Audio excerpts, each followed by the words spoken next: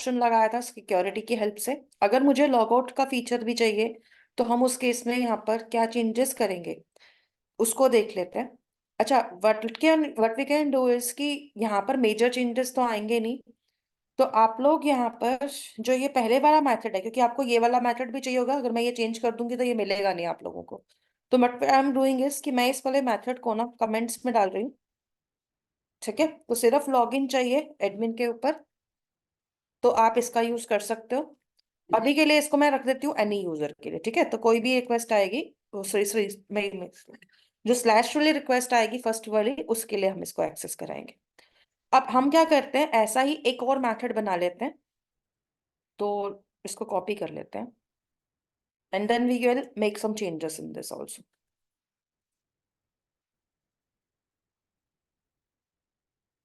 तो अब आते हैं यहाँ पर। अब देखो, अगर मुझे यहाँ पर सिर्फ लॉगिन नहीं चाहिए, मुझे लॉग आउट का ऑप्शन भी चाहिए जो इनबिल्ट मुझे मिल रहा है सिक्योरिटी की हेल्प से। तो यहाँ पे इसको लगाने के लिए क्या करना है, क्या चेंजेस आएंगे वो हम यहाँ पर देखते हैं। इसको हटाएंगे सबसे पहले यहाँ से, यहाँ लगाते हैं http.authorize request। ठीक है, तो अभी हम क्या कर रहे हैं, रिक्वेस्ट ऑथोराइज कर रहे हैं। रिक्वेस्ट ऑथोराइज किसको कर रहे हैं, किस टाइप की रिक्वेस्ट को करना है। तो टाइप है डॉट एनी रिक्वेस्ट। तो एनी रिक्वेस्ट करेंगे बट हैज रोल कर देंगे कि भाई जिसका रोल जो है वो क्या होगा, एडमिन होगा। तो मतलब जिसका रोल एडमिन है उसकी कोई भी रिक्वेस्ट आएगी उसे हमें क्या करना है, ऑथोराइज करना है। ठीक है, एंड आफ्टर दैट यहाँ पे हम एक से ज्यादा रिक्वेस्ट लगा रहे हैं क्योंकि हमें यहाँ पे फॉर्म लॉगिन भी चाहिए होगा। ठीक है, तो हम यहाँ पे कस्टमाइज फॉर्म भी लगाएंगे अपना। तो एंड लगाएंगे, एंड एंड के बाद डॉट करके क्या लगाना है, फॉर्म लॉगिन। अब फॉर्म लॉगिन जो है वो हमें यहाँ पे मिल जाएगा। अब इसके साथ ना मुझे एक और ऑप्शन लगाना है, तो मैं यहाँ पे फिर से एंड लगा देती हूँ। एंड लगा के डॉट करके क्या लगाते हैं कि भाई मुझे लॉग आउट भी चाहिए। तो सिर्फ लॉगिन नहीं चाहिए, लॉग आउट भी चाहिए। और लॉग आउट जो है अगर ये कर रहा है तो लॉग आउट में क्या वैल्यू आएगी, मतलब लॉग आउट के बाद ये किस पेज पे जाएगा ये भी तो बताना पड़ेगा ना। तो लॉग आउट के बाद हम यहाँ पे क्या लगाएंगे, लॉग आउट का यूआरएल बताएंगे। अब जो यूआरएल है ये भी हमारा इनबिल्ट क्लास ही है। तो इसके अंदर आप लिखोगे क्या, /j_, और उसके बाद string_security_log out। तो ये हमारा इनबिल्ट यूआरएल है जो हमें यूज करना है। और जब ये काम हो जाए, अगर लॉग आउट सक्सेसफुल हुआ, ठीक है, मतलब अगर तो मान लो लॉग आउट जो है वो सक्सेसफुल हो गया, तो क्या आना चाहिए, सक्सेसफुल लॉग आउट का यूआरएल आना चाहिए ना। तो कहाँ पे आना चाहिए, स्लैश में आना चाहिए। तो इसके लिए भी हम डिफाइन करेंगे। तो हमें लिखना है लॉग आउट सक्सेसफुल यूआरएल या लॉग आउट सक्सेस यूआरएल। इसको हम लेंगे और इसमें हम बताएंगे स्लैश में इसको रखना है। एंड आफ्टर दैट आप इसको सेमीकोलन से क्लोज कर दो। तो अब देखो, मैंने कॉन्फ़िगरेशन को ना थोड़ा सा चेंज कर दिया है यहाँ पर। मैंने यहाँ पे लॉगिन के साथ साथ लॉग आउट का फीचर लेना था, तो एक बार देखो क्या लिया हमने, ऑथराइज किया है रिक्वेस्ट को। एक मिनट, इसको क्लोज कर देते हैं, दोबारा ही चला देंगे। ठीक है, तो ऑथराइज किया है रिक्वेस्ट को। And after that any request, कोई भी रिक्वेस्ट आएगी which has role admin, and करना है फॉर्म लॉगिन। फॉर्म लॉगिन मतलब लॉगिन फॉर्म के थ्रू होगा। एंड कर दिया, and after that log out करवा दिया। और लॉग आउट किसके अंदर, यूआरएल क्या दिया, इनबिल्ट क्लास का लॉग आउट। एंड फिर लॉग आउट का सक्सेस यूआरएल क्या रहेगा, स्लैश में जाना है, मतलब किसी एक्स्ट्रा कोई इनबिल्ट फाइल ही यूज कर रहे हैं हम अपनी फाइल क्रिएट नहीं कर रहे हैं यहाँ। ओके, तो आप लोगों को एक तो यहाँ पर इसकी सेटिंग लगानी है, पहला काम ये वाला करेंगे। अच्छा, बाकी जो चीजें हैं आपकी ऐसी की ऐसी रहेंगी। जो हमने इसके अंदर जो फाइल्स बना रखी है ना बाकी की, जैसे कि आप लोगों को मैंने यहाँ पर एक सिक्योरिटी वेब इनिशियलाइजर बताई थी, ये भी ऐसे की ऐसी आएगी। No changes in this file. MVC की जो वेब इनिशियल वाली फाइल बनाई थी, इनिशियलाइजर वाली, इसके अंदर भी कोई चेंजेस नहीं है, ये भी एज इट इज ही आएगी जैसे अभी हमने बनाया था कि ऊपर वेब सिक्योरिटी कॉन्फ़िग डेमो और नीचे स्लैश। ठीक है, इसमें कोई चेंज नहीं है। इसके बाद आप लोगों की कंट्रोलर वाली जो फाइल थी, इसके अंदर आते हैं। क्योंकि देखो, मैं इनबिल्ट फाइल तो दे रही हूँ लेकिन उसके लिए भी तो मुझे मैपिंग सेट करनी पड़ेगी ना कंट्रोलर में, क्योंकि जब स्लैश लॉगिन मिलेगा या लॉग आउट मिलेगा तो ये कहाँ जाएगा, तो ये आएगा कंट्रोलर के पास, तो कंट्रोलर के पास इंफॉर्मेशन होना जरूरी है। तो आप यहाँ पर एक और मेथड बना दीजिए, public string log out demo.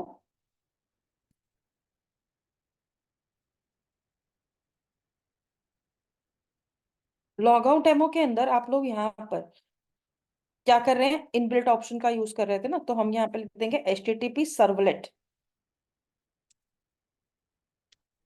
तो HTTP सर्वलेट करेंगे, 1 सेकेंड, HTTP सर्वलेट करेंगे और HTTP सर्वलेट के अंदर हमें क्या लेनी है, इसकी रिक्वेस्ट लेनी है। अब यहाँ पर ना आपको वही वाला काम करना है जो आपका सर्वलेट्स में होता था ना, दो ऑब्जेक्ट बने होते थे, एक रिक्वेस्ट का और एक रिस्पॉन्स का, सर्वलेट रिक्वेस्ट में। तो वही आपको यहाँ पे बनाना है। तो HTTP सर्वलेट रिस्पॉन्स।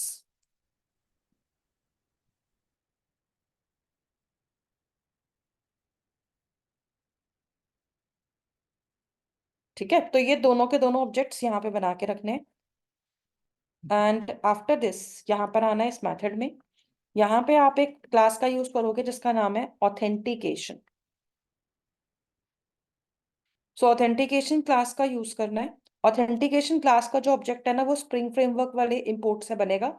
यहाँ पर दो मिलेंगे आपको, एक अपाची का इंपोर्ट मिल सकता है और एक मिलेगा स्प्रिंग फ्रेमवर्क का, तो आपको स्प्रिंग वाला लेना है। एंड एंटर प्रेस कर देते हैं। सो ऑथेंटिकेशन का ऑब्जेक्ट क्रिएट कर लेते हैं। इक्वल्स टू में आप लोगे security context holder and dot करके गेट करना है आपको कॉन्टेक्स्ट को, और फिर डॉट करना है गेट ऑथेंटिकेशन। क्योंकि देखो कॉन्टेक्स्ट का मतलब होता है कि फाइल कहाँ पर है, तो आप उसका पाथ है, तो ये इनबिल्ट में से उठा लेगा वैल्यू। एंड ऑथेंटिकेशन मतलब ऑथेंटिकेशन होगा तो ये रन करेगा, अदरवाइज ये एरर दिखा देगा। इसके बाद यहाँ पर आएंगे। अब हमें ये देखना है कि अगर ऑथ की value is not equal to null, मतलब अगर ऑथेंटिकेशन हुआ है तो, क्योंकि हो सकता है किसी ने लॉग आउट का सिंपली डायरेक्ट अगर कॉल कर लिया हो यूआरएल पैटर्न देकर, तो क्या करेंगे, तो एरर दिखाएंगे भाई कि भाई लॉगिन ही नहीं हुआ तो लॉग आउट कहाँ से होगा। तो ऑथराइजेशन अगर नल नहीं है, नॉट इक्वल टू नल है, तो हम क्या करेंगे, न्यू करेंगे security context log out handler और डॉट करके लॉग आउट लगाएंगे। और लॉग आउट को रिक्वेस्ट रिस्पॉन्स और ऑथ तीनों की वैल्यू दे देंगे। अगर मान लो यहाँ पर 1% एरर आती है, मतलब ऑथेंटिकेशन नहीं हुई है, तो हमें इस पेज को रिडायरेक्ट भी करना है। तो रिटर्न करवाएंगे रीडायरेक्ट, इस तरह से लिखना है। और रीडायरेक्ट लिखने के बाद कॉलन और स्लैश लगा के इसको बंद कर देंगे। तो इस तरीके से आपका लॉग आउट का मेथड बनेगा। अब ये मेथड तो हमारा क्रिएट हो गया, अब इसकी मैपिंग लगा देते हैं, रिक्वेस्ट मैपिंग।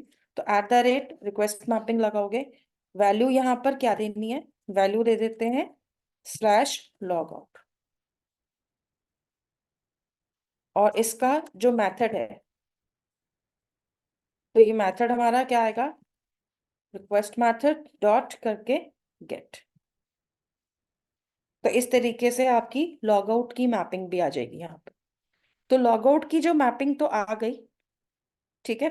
अब इसके बाद हमें इसके बाद अलावा एक काम और करना पड़ेगा, क्योंकि देखो हम यहाँ पर एमवीसी का यूज कर रहे हैं, एमवीसी में हम थोड़ा सा ना जेएसटीएल का भी यूज करेंगे। ठीक है, तो जेएसटीएल के लिए हमारे पास क्या होना चाहिए था, डिपेंडेंसी होनी चाहिए थी। तो जेएसटीएल का मैं यहाँ पे यूज लाऊंगी वैल्यूज को प्रिंट कराने के लिए। तो एक काम करते हैं, सबसे पहले तो इसकी पॉम डॉट एक्सएमएल एक बार चेक कर लेते हैं कि हमने जेएसटीएल की डिपेंडेंसी लगाई थी इसमें कोई, नहीं है। तो आप लोगों को क्या करना है, यहाँ पर जेएसटीएल की डिपेंडेंसी लगानी है। जेएसटीएल की जो डिपेंडेंसी आप यहाँ पे लगाओगे, वो कौन सी वाली लगाओगे, उसके लिए मैं एक बार यहाँ पे ले आती हूँ। ठीक है, तो यहाँ पे मेरे पास वो डिपेंडेंसी ऑलरेडी है which I am opening right now. और यहाँ पर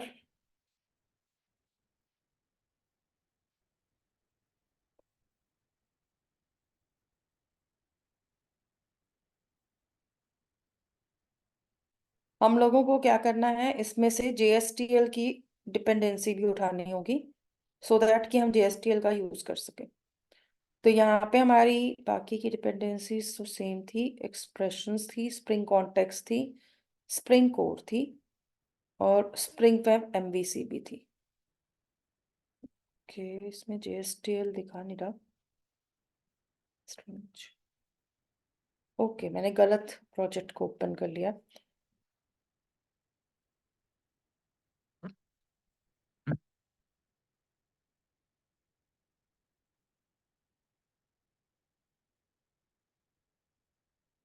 तो हमें यहाँ पर JSTL की डिपेंडेंसी चाहिए थी, ये वाली। जैसे कि आप लोगों को मैंने, आपको याद होगा, आपको जब मैंने JSTL पढ़ाया था एडवांस जावा में, तो मैंने वहां पे आपको ये डिपेंडेंसी बताई थी।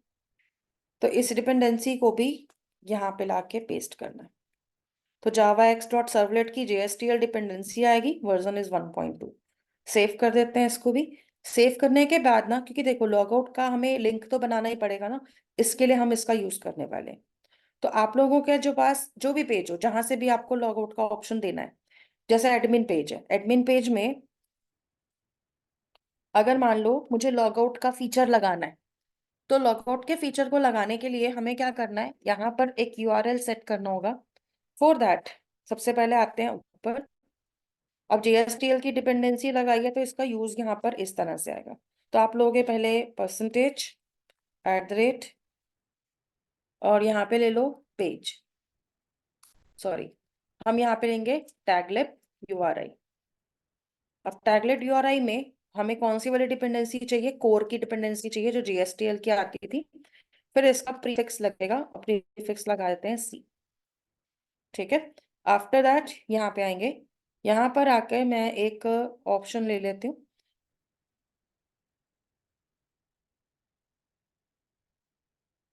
ठीक है। तो यहाँ पे हम ले लेते हैं C URL, और URL के अंदर हम यहाँ पर वैल्यू ले लेते हैं। वैल्यू क्या ली है, /logout। ठीक है। तो इसे हम यहाँ पे उठाएंगे। तो इसकी हेल्प से भी आप लोग क्या कर सकते हो, अपना काम कर सकते हो। अच्छा देखो, यहाँ पे ना एक एक्स्ट्रा चीज भी आ सकती है। अगर आप यहाँ से वो नाम निकालना चाहते हो जो आपके, जिसके पास भी ऑथराइजेशन है, मतलब जो आपका यूजर ID भी हो सकता है, यू कैन से। ठीक है। तो अगर आपको वो नाम उठाना है यहाँ पर, तो उसको भी यहाँ पे यूज कर सकते हैं। जैसे कि मान लो मैंने लिखा H2 वेलकम।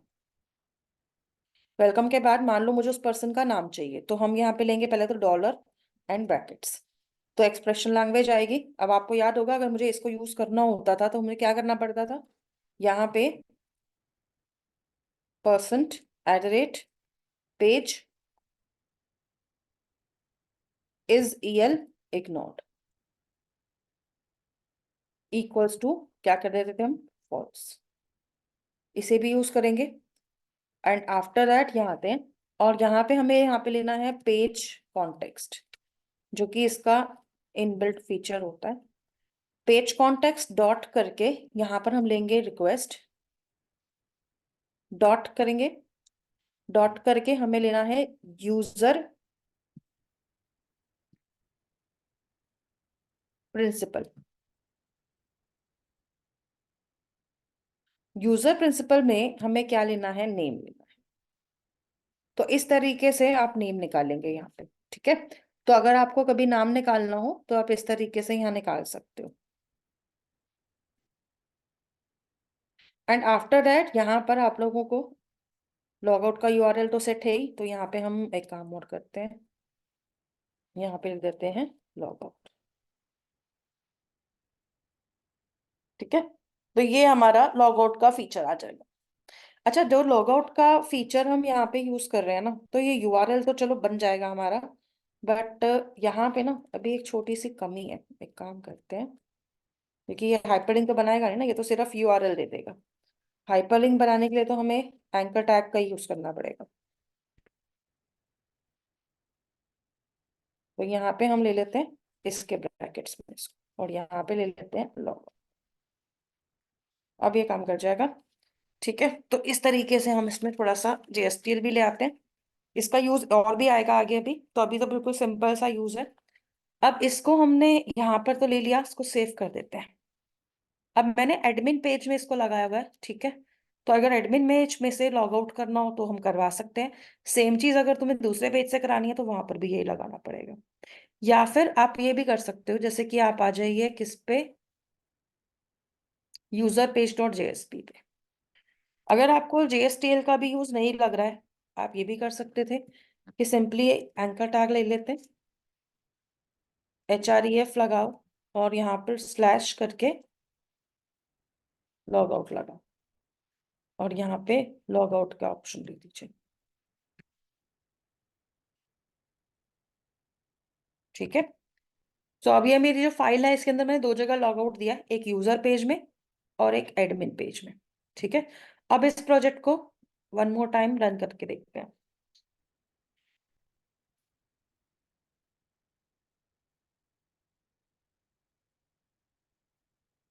अब देखो यहाँ पे अगर मैं इस पेज पे आ रही हूँ तो यूजर नेम दे देते हैं।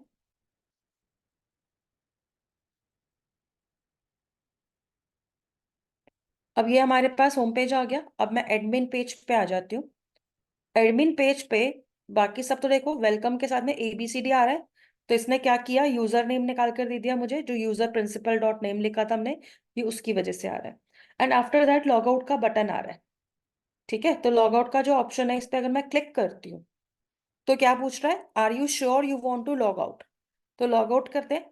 तो ये जितना भी ऑप्शन आया ना, आर यू श्योर वाला भी, और उसके बाद ये पेज वापस आ रहा है, लिखा हुआ आ रहा है you have been signed out, ये किसकी वजह से आ रहा है, सिक्योरिटी की वजह से आ रहा है, जो मैंने वहां पे ऑप्शन लगाया था लॉग आउट URL वगैरह लगा के, ठीक है। तो इट्स इनबिल्ट ऑप्शन।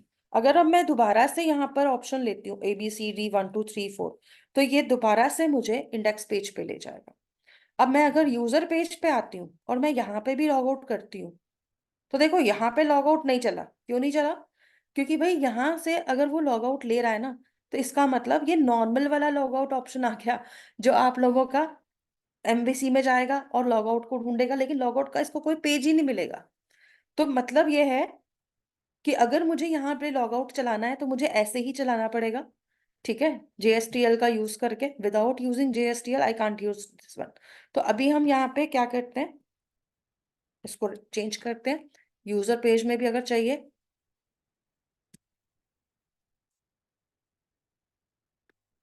तो यहाँ पर भी हमें वैसे ही सेटिंग लगानी है जैसी एडमिन पेज पे की थी।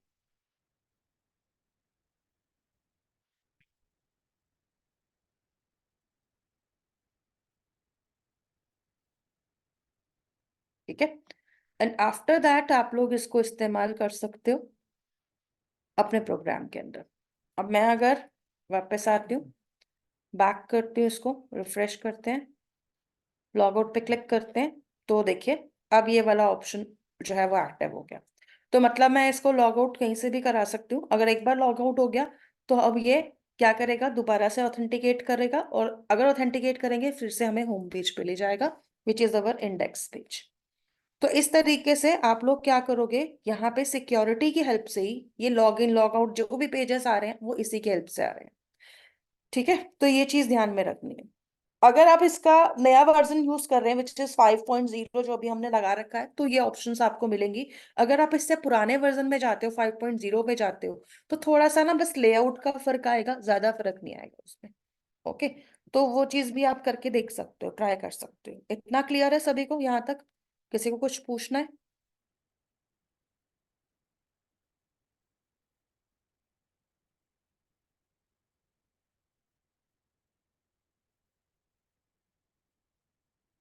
ओके। चलिए, तो फिलहाल यहाँ पे हम क्या करेंगे, एक ऑप्शन और देखते हैं।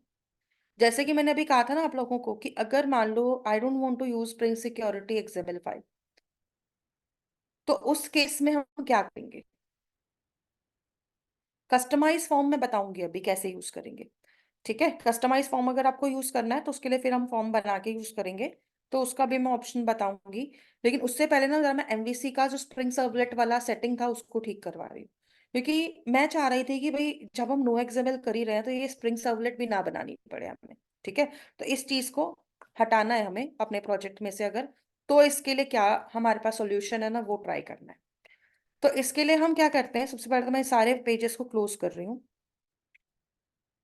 नया प्रोजेक्ट बना रही हूँ इसके अंदर स्प्रिंग सिक्योरिटी 3 करके, और फाइलें हमें यहाँ पे सेम ही रखनी है, बस जो चेंजेस आएंगे फिर वो देखेंगे। ठीक है, तो एक एक करके सारी फाइल्स लेंगे, कंट्रोल एन करेंगे, और इसी में मैं कस्टम लॉगिन फॉर्म भी बता दूंगी आपको फिर।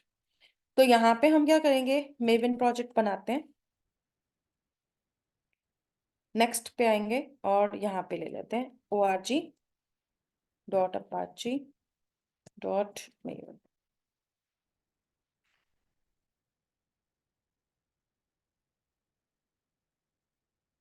सो just wait for 2-3 seconds and after that हम इसमें कर सकते हैं काम।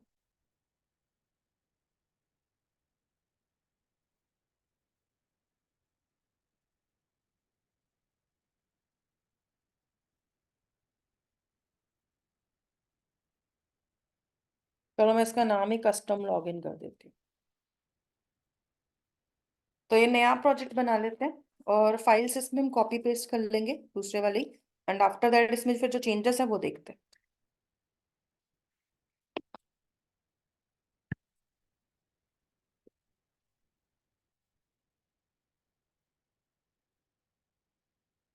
तो ये प्रोजेक्ट बनकर आ गया, spring security custom login. Right click करते हैं, बिल्ड पाथ करेंगे, कॉन्फ़िगर बिल्ड पाथ पे जाएंगे, और ऐड, सॉरी वेरिएबल आ गया, ऐड लाइब्रेरी करते हैं। ऐड लाइब्रेरी करके नेक्स्ट पे जाएंगे, टॉम कैट को ऐड करेंगे एंड फिनिश करेंगे। Apply and close. Pom dot XML पे आ जाइए। पॉम डॉट एक्सएमएल पे आने के बाद यहाँ पर हमें चाहिए होंगी सारी की सारी डिपेंडेंसीज। तो स्प्रिंग सिक्योरिटी 2 का जो पॉम डॉट एक्सएमएल है, दैट वी विल टेक, इसमें से सारी डिपेंडेंसीज को कॉपी कर लेते हैं,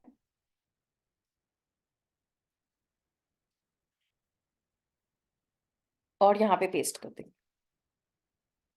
तो सारी की सारी डिपेंडेंसीज अगेन हम लेंगे यहाँ पे। ठीक है, तो सबसे पहले तो अभी मैं फाइल्स ही उठा रही हूँ। एक तो मुझे कंट्रोलर वाली फाइल चाहिए जो अभी हमने वहां पे बना रखी थी। तो दोनों पैकेजेस जो हैं, कॉम डॉट फाइल्स और कंट्रोलर वाला, दोनों को कॉपी कर लेते हैं,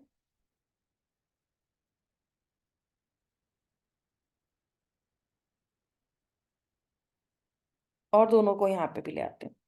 इसके बाद अगला काम क्या करते हैं, एसआरसी में चलते हैं, मेन में, वेब ऐप में, और जो वेब आईएनएफ है मैं ये पूरा ही कॉपी कर लेती हूँ,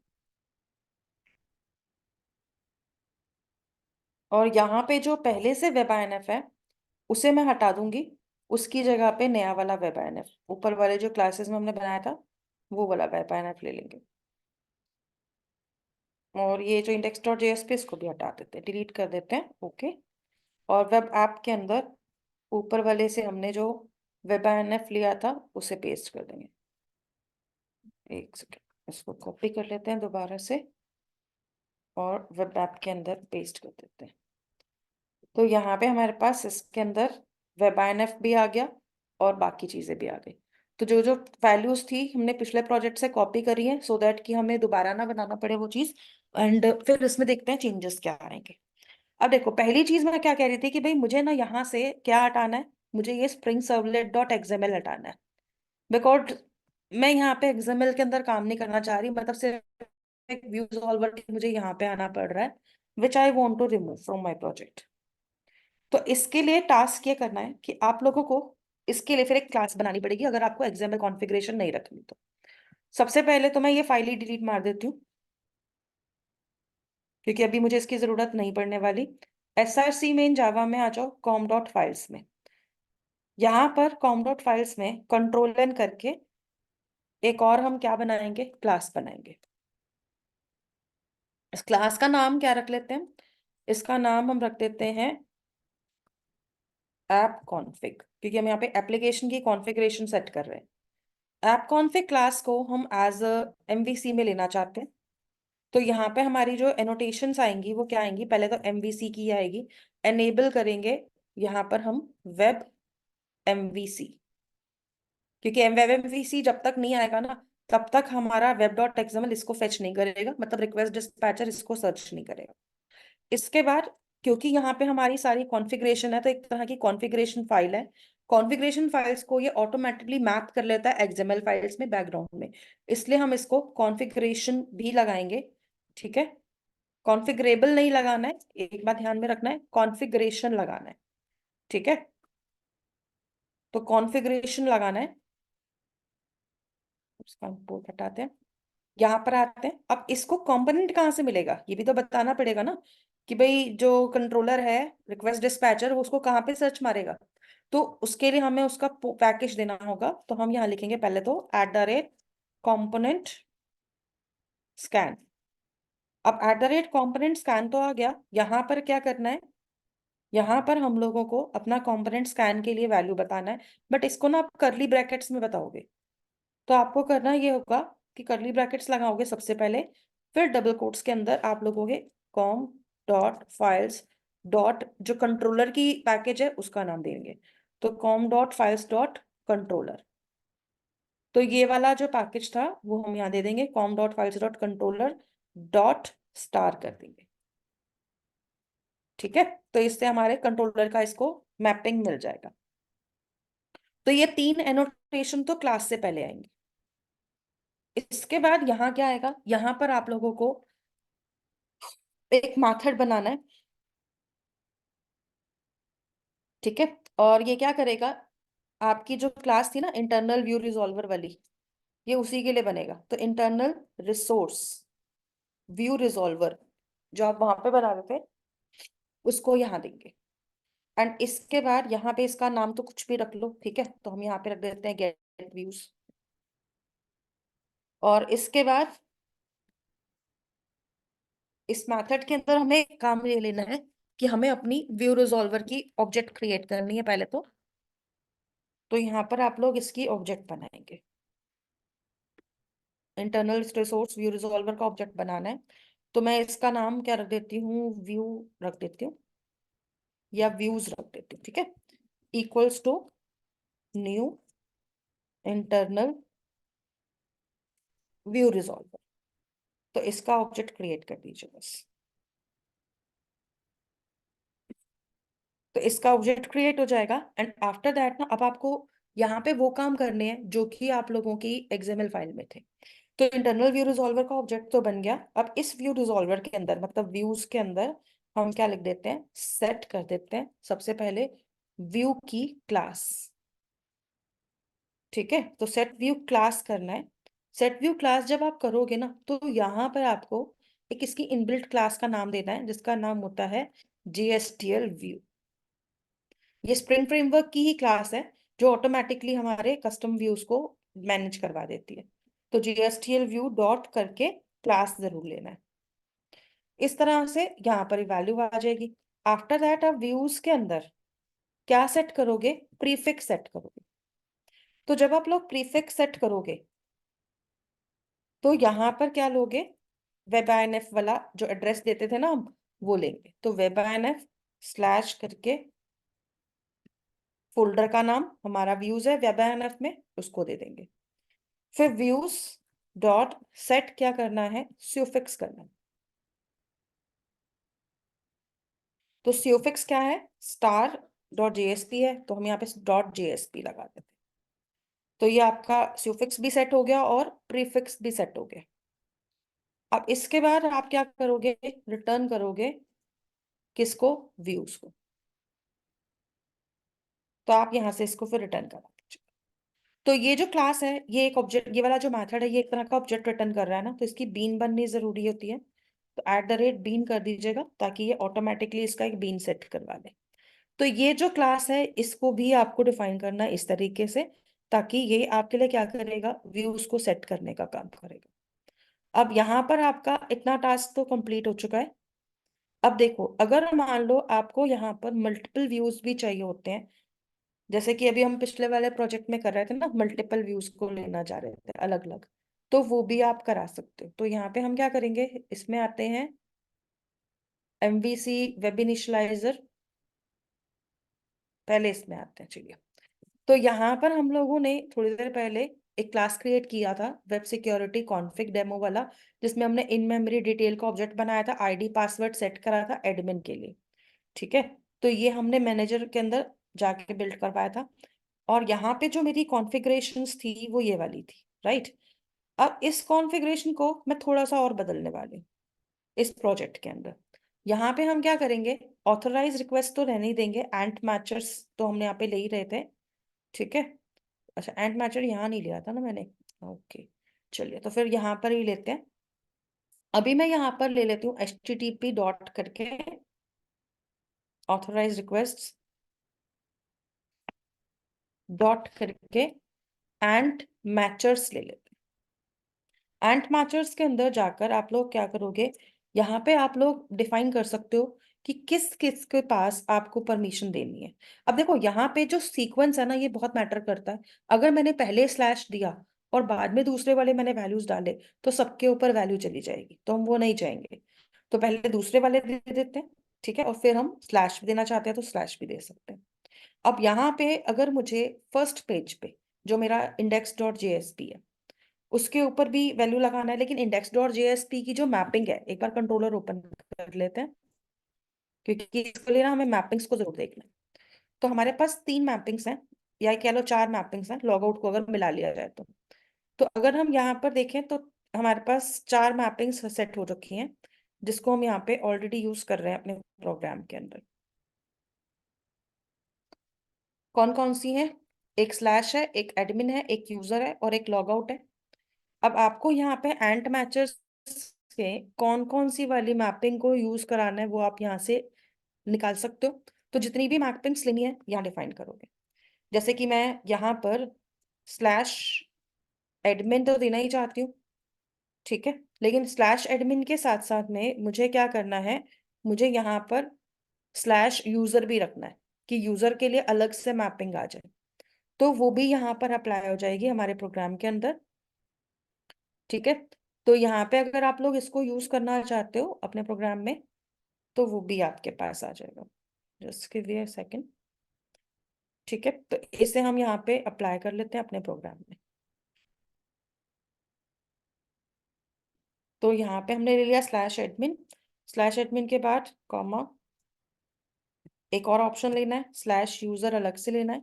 ये अगर डायरेक्टली कोई यूजर को एक्सेस कर रहा है तो भी ये वैल्यू हो, और अगर आप ये चाहते हो कि स्लैश पे भी लगाना है तो मतलब मैंने ऑलमोस्ट अपने तीनों ही एनोटेशन यूज कर लिए, ठीक है। तो तीनों ही एनोटेशन का यूज कर लिया अभी के लिए। अच्छा देखो, एनी रिक्वेस्ट के बाद हमारे पास क्या था, ये तो हो गए एंट मैचर्स। फिर डॉट के बाद यहाँ पर आपको इसको क्या परमिशन देनी है, डॉट करके मुझे इसको क्या परमिशन देनी है, परमिट ऑल करना है, ठीक है। परमिट ऑल करने के बाद अगर आप चाहते हो कि भाई ऑथेंटिकेशन किस पे करना है तो ऑथेंटिकेशन के लिए डॉट एंड मैचर्स दोबारा से ले लो। एंड मैचर्स लेने के बाद ऑथेंटिकेशन करना है स्लैश एडमिन पे, ठीक है, और डॉट करके ऑथेंटिकेटेड। ऑथेंटिकेटेड के बाद ये जो एनी रिक्वेस्ट वाला था ना इसका काम रह नहीं गया तो इसको हटा देंगे यहाँ से, डॉट एंड ले लेंगे। फॉर्म लॉगिन तो है ही यहाँ पर, लेकिन अगर आप एक कस्टम लॉगिन पेज देना चाहते हो तो आप यहाँ पे डॉट करके लॉगिन, फॉर्म लॉगिन के बाद डॉट करके लॉगिन पेज ले सकते हो। लॉगिन पेज जब लोगे तो यहाँ पे आपको क्या लगाना है, लॉगिन पेज का यूआरएल लगाना है, स्लैश लॉगिन लगा दिया हमने। एंड तो यहीं पे रहने देते हैं, लॉग आउट भी रहने देते हैं, और लॉग आउट का यूआरएल भी यूज कर लेते हैं। हाँ, अगर आपके पास कोई लॉग आउट का भी पेज हो जिसको आप यूज करना चाहते हो then that you can use. तो एक काम करेंगे, अभी मैं इसको इतना ही छोड़ रही हूँ, चेंज करना होगा तो हम इसमें कस्टम लॉग आउट भी करा देंगे। तो यहाँ पे अभी हमने इसके अंदर अपना जो टास्क था वो कर लिया है। अब देखो, क्योंकि मैं स्लैश लॉगिन दे रही हूँ लेकिन मेरे पास भाई लॉगिन पेज तो है नहीं, अभी तक कोई फॉर्म तो मैंने बनाया नहीं हुआ, तो हम क्या करते हैं, कस्टम लॉगिन पेज बना लेते हैं अपने आप से। मतलब I don't want to use its, मतलब जो इसका इनबिल्ट वाला पेज आता है मुझे वो यूज नहीं करना, मुझे अपना पेज देना है, तो हम इसका यूज करेंगे। तो यहाँ पे आप लोग क्या बनाएंगे, सबसे पहले तो इसका एक कंट्रोलर में मैथड बना लीजिए गेट लॉगिन करके, या मैं गेट लॉगिन पेज कर देती हूँ इसको। इसमें से हम रिटर्न करा देंगे लॉगिन,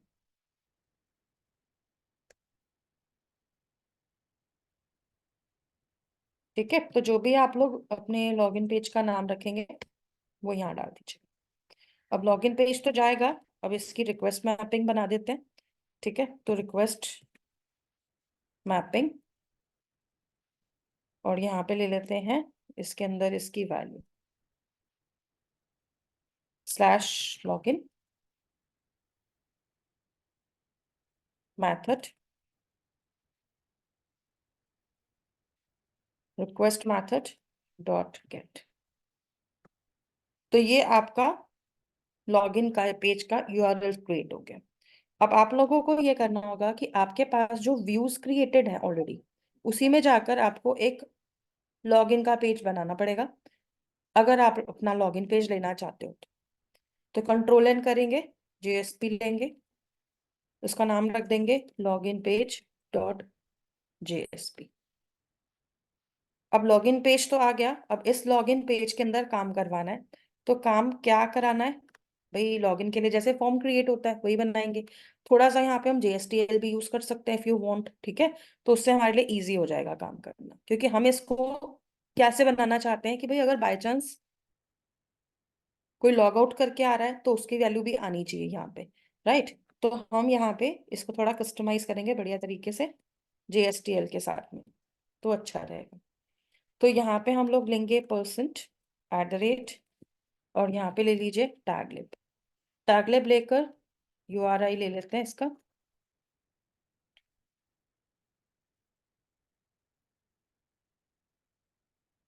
तो कोर वाला हमारे पास जो आता है यूआरआई वो उठा लेंगे और इसका प्रीफिक्स बना देते हैं। आफ्टर दिस हम यहाँ पर अगर एक यूआरएल सेट करना चाहते हैं तो क्या करना है, पहले यूआरएल क्रिएट करना पड़ेगा। तो आप लोग यहाँ पे क्या करिएगा, सी कॉलन यूआरएल ले लीजिए। तो यूआरएल में मैं यहाँ पे एक यूआरएल सेट कर लेती हूँ, ठीक है। तो इसकी वैल्यू क्या रहेगी, स्लैश लॉगिन, और स्लैश लॉगिन का जो वेरिएबल है उसका नाम क्या रखना है, मैं लॉग लगा देती हूँ, ठीक है। तो ये मेरा एक यूआरएल वाला वैल्यू सेट हो गया। अब आपको यहाँ पर इसी को यूज करना होगा अपने प्रोग्राम में। यहाँ पर अगर बाई चांस कोई एक्सेप्शन आई, कोई एरर आया, तो इसका इनबिल्ट ऑप्शन होता है पैरम के अंदर, परम डॉट एरर करके। तो उसका मतलब होगा कि यूजर पहले ऑलरेडी ऑथेंटिकेट कर चुका था और यहाँ पर दोबारा से आ रहा है, तो उसमें वो आइदर आईडी पासवर्ड वाली स्टेटमेंट डाल सकते हो। तो वो भी देखते हैं कैसे यूज करनी है, लेकिन सबसे पहले हम यहाँ पे एक फॉर्म क्रिएट कर लेते हैं। तो फॉर्म एक्शन में आप लोग क्या करोगे, यहाँ पर डॉलर ब्रैकेट्स करके जो ऊपर मैंने वेरिएबल बनाया लॉग नाम से, वो ले लेंगे यूआरएल वाला, ताकि उसका यूआरएल यहाँ पे आ जाए। फिर मैथड करके यहाँ पे आप क्या लेंगे, इसका मैथड बता दीजिए। तो मैथड हम क्या यूज कर रहे थे, गेट यूज कर रहे थे। आफ्टर दैट यहाँ आते हैं। अब यहाँ ना मुझे एक चीज चेक करनी है इस फॉर्म में आगे जाने से पहले, कि बाय चांस अगर ये यूजर ऑलरेडी पहले से मतलब लॉग आउट करके आ रहा है इस पेज पे, क्योंकि दो केसेस में आएगा, पहली बार भी आ सकता है और लॉग आउट करके भी आ सकता है। तो अगर लॉग आउट करके आ रहा है तो पता कैसे चलेगा, तो उस केस में ना यहाँ पे हम एक टेस्ट लगा देते हैं सी इफ, और टेस्ट में डॉलर ब्रैकेट लेके परम डॉट करके हम यहाँ पे क्या करेंगे, एरर चेक करेंगे। तो परम डॉट एरर अगर नॉट इक्वल टू नल है, ठीक है, मतलब नल नहीं है,